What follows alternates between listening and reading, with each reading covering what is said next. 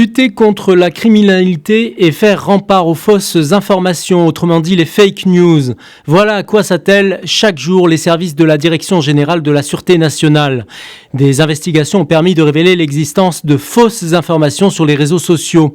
Ces images, par exemple, montrent des personnes gravement blessées.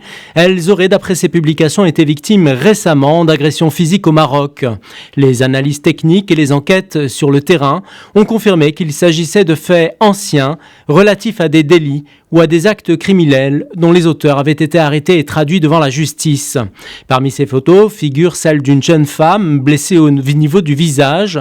L'expertise technique a révélé qu'elle avait été publiée pour la première fois en 2014. Il s'agissait d'une agression commise par un délinquant contre une élève dans le quartier de Hay Hassani à Casablanca. L'inculpé avait alors été traduit la même année en justice pour coups et blessures volontaires à l'arme blanche. Une autre photo a fait l'objet d'un post publié à nouveau sur la toile.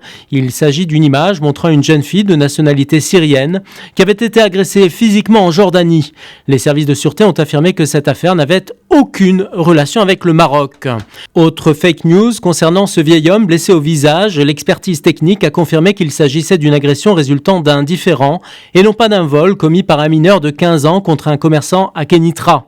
Selon les services de la Sûreté nationale, toutes ces publications sont traitées et interfèrent avec le travail de la police en mobilisant des efforts colossaux et énormément de temps. Durant la période allant du 1er janvier au 15 septembre, la DGSN a diffusé 133 mises au point et démenti de fausses informations relatives à la sécurité et à la quiétude des citoyens qui ont été publiées sous forme de posts, vidéos, audio ou photos.